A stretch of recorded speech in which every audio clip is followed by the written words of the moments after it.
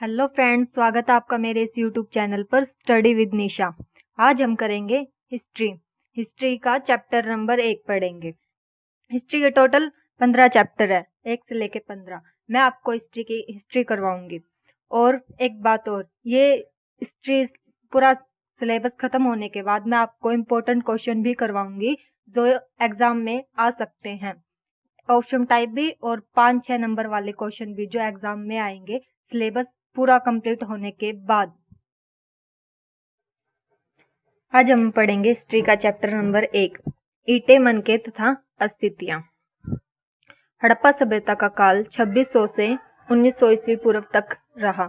इसे हड़प्पा सभ्यता इसलिए कहते हैं क्योंकि यह सभ्यता सबसे पहले हड़प्पा नामक स्थान पर खोजी गई थी, और इसे सिंधु घाटी सभ्यता भी कहते हैं। सिंधु घाटी सभ्यता इसे इसलिए कहते हैं क्योंकि यह सिंधु नदी घाटी में फैली हुई थी। हड़प्पा सभ्यता के प्रसिद्ध केंद्र, पहला है हड़प्पा, दूसरा है मोहनजोदड़ो। इसकी खोज हुई थी 1921 से 1922 में। और यह किसने की थी? पहले हमारे दयाराम साहनी, दूसरे रखलदास बनर्जी।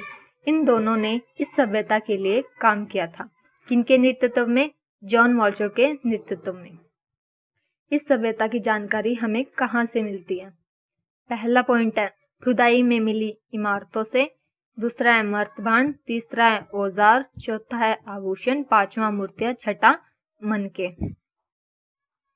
हड़प्पा सभ्यता के प्रमुख स्थल है नागेश्वर, बालाकोट, चौहंदड़ो, कोटदीजी, धोलावीरा, लोथल, कालीबंगन, बनावली तथा राखीगढ़। और यह वर्तमान समय में कहाँ है?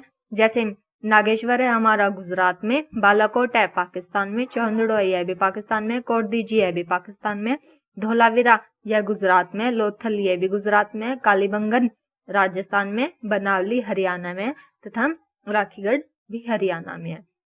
समरीनी बिंदु, यह मैंने 12th की बुक एनसीईआरटी से समरी ली हुई है। देखिए, मैं आपको ये भी पढ़ के बताती हूँ, ये इससे भी आपको बहुत कुछ मिलेगा और मैं और भी आगे आपको ये सब क्लियर करवा दूंगी।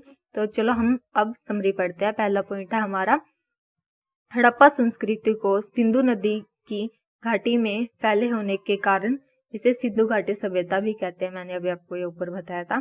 सेकंड पॉइंट है, इस सभ्यता का नामकरण हड़प्पा नामक स्थान जहां पर संस्कृति पहली बार खोजी गई थी के नाम पर किया गया है। तीसरा पॉइंट, हड़प्पा संस्कृति के 2 प्रसिद्ध केंद्र, हड़प्पा और दूसरा है मोहनजोदड़ो। अभी मैंने आपको ऊपर बताया था ये सब। चौथा पॉइंट है, हड़प्पा सभ्यता की खोज 1921 से 1922 में दयाराम साहनी, रखलदास बनर्जी और सन जॉन मॉल्चो के नेतृत्व में हुई थी। पांचवा पॉइंट है, हड़प्पा सभ्यता का काल निर्धारित 2600 से 1900 ईस्वी पूर्व के बीच माना जाता है। हड़प्पा सभ्यता की जानकारी के प्रमुख स्रोत, खुदाई में मिली इमारतें, मर्तबान, औजार, आभूषण, मूर्तियां तथा मोहरे है। सातवां पॉइंट है, हड़प्पा सभ्यता का विस्तार क्षेत्र है अफगानिस्तान, जम्मू कश्मीर, बलूचिस्तान अब हमारा पाकिस्तान में है, गुजरात, राजस्थान, पश्चिमी उत्तर प्रदेश। देखो, यह सभ्यता इतनी दूर तक फैली हुई थी, अफगानिस्तान से जम्मू कश्मीर, बलूचिस्तान, गुजरात, राजस्थान, पश्चिमी उत्तर प्रदेश, इतनी दूर तक यह हड़प्पा सभ्यता फैली हुई थी।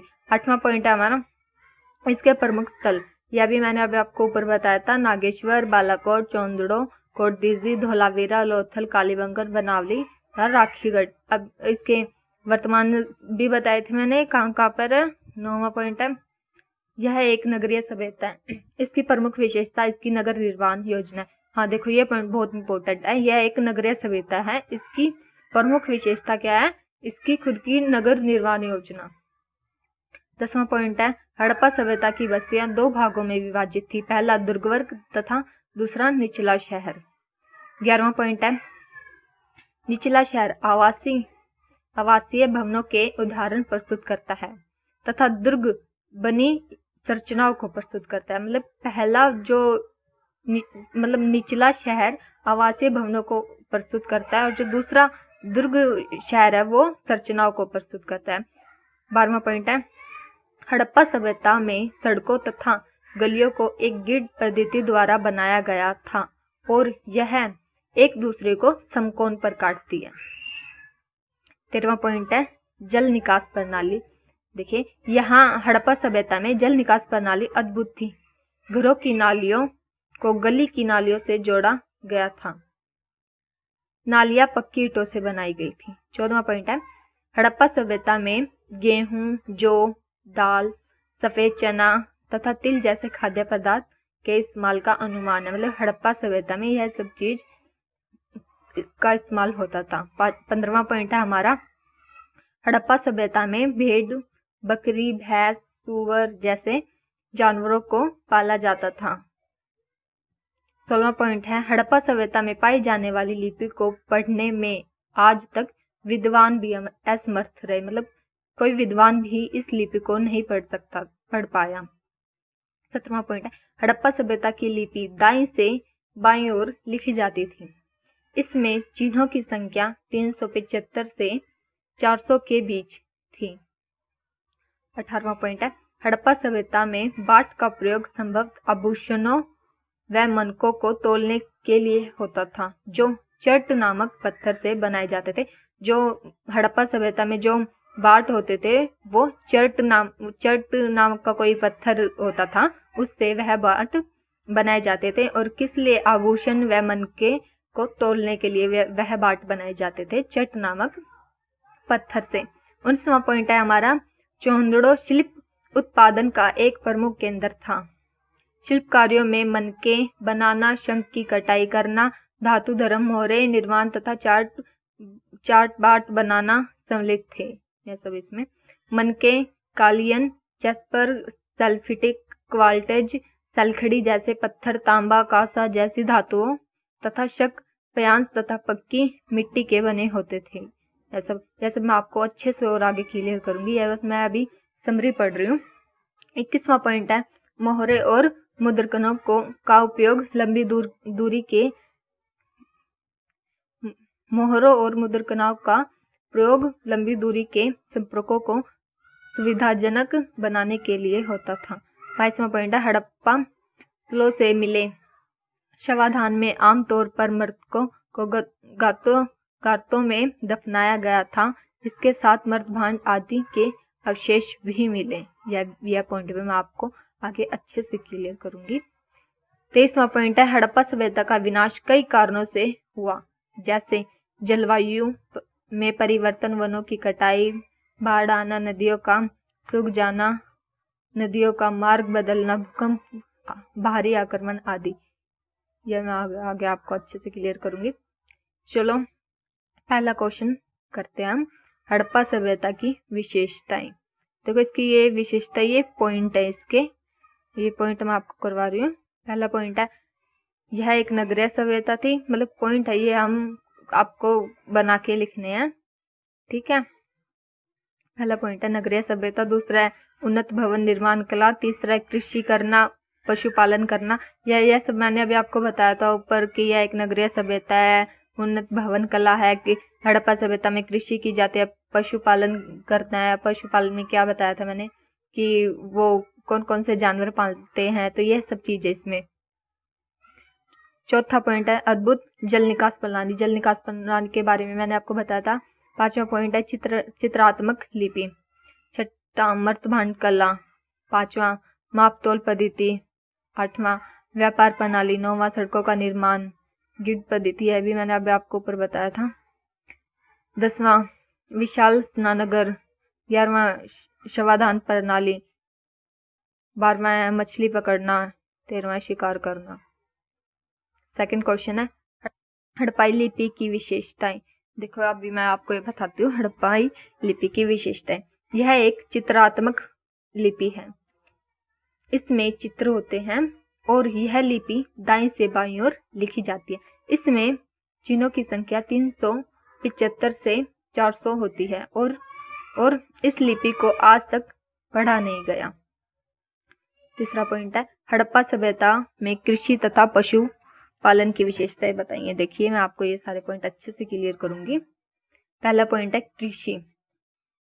हड़प्पाई लोग कृषि करते थे तथा गेहूं, जौ, दाल, सफेद चना तथा तिल जैसे खाद्य पदार्थ का इस्तेमाल करते थे और यह मिट्टी से बने हलों का उपयोग करते थे तथा खेतों में बीजों का छिड़काव ही करते थे।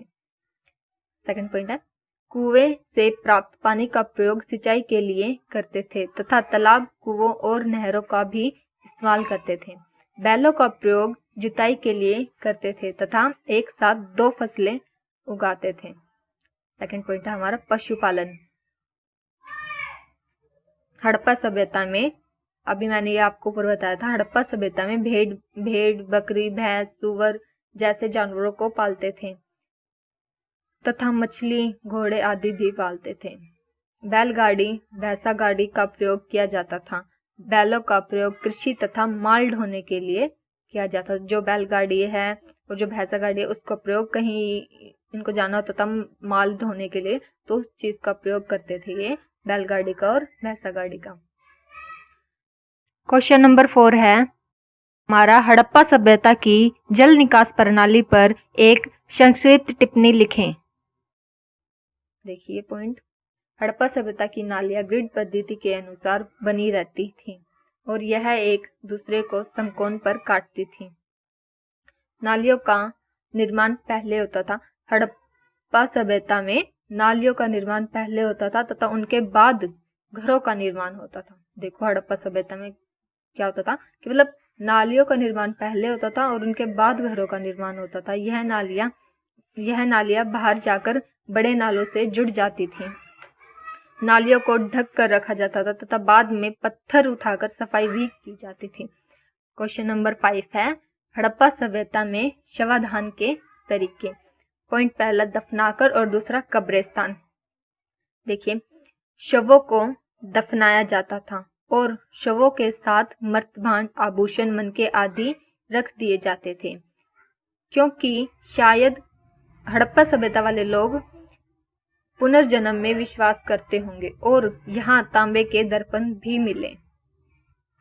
कई कब्रों में भिन्नता पाई गई है, कुछ ईंटों से बनाई गई है तथा इससे सामाजिक भिन्नता का पता चलता है। क्वेश्चन नंबर 6 है, हड़प्पा सभ्यता के पतन के कारण। यह मैं देखिए हड़प्पा सभ्यता खत्म कैसे हो गई। तो पॉइंट पहला है, जलवायु में परिवर्तन, मतलब वहां के जल में कोई परिवर्तन आया होगा शायद इसलिए। सेकंड पॉइंट है, वनों की कटाई की हो गई शायद इसलिए हड़प्पा सभ्यता खत्म हो गई। तीसरा पॉइंट है, बाढ़ आ गई होगी इसलिए हड़प्पा सभ्यता खत्म हो गई। चौथा पॉइंट है, नदियों का सूख जाना। पांचवा है, नदियों का मार्ग बदलना। छठा है, भूकंप आना। और सातवां है, बाहरी आक्रमण, मतलब कि कोई बाहर के लोग आकर उन पर आक्रमण वगैरह कर देते, तो इसलिए हड़प्पा सभ्यता खत्म हो गई। यह इसके पतन के कारण है। सातवां पॉइंट है हमारा, क्या हड़प्पा सभ्यता का व्यापार विदेशों में था? जी हाँ, था। ऐसे साक्ष्य भी मिले हैं। देखिए, फर्स्ट एग्जाम्पल है, तांबा जो है अरब देश ओमान से लाया जाता था। हड़प्पा की पुरावस्तुओं में ओमान का तांबा मिला। यह भी एक साक्ष्य है, मतलब यह भी एक सबूत है कि हाँ मिला है। सेकंड एग्जाम्पल है हमारा, एक पात्र हड़प्पाई मर्तबान था जिसके ऊपर काली मिट्टी की परत चढ़ी थी और यह भी ओमान से मिला है। यह भी एक साक्ष्य है। तीसरा एग्जाम्पल है, मेसोपोटामिया से भी भारत की हड़प्पा सभ्यता के साक्ष्य मिले हैं। मनके बनाने की विधि तथा वस्तुएं। पहला पॉइंट है वस्तुएं। देखो, पत्थर जो होते थे ना वो कालियन, जैस्पर, क्वार्ट्रेजस, सल्फड़ी होते थे।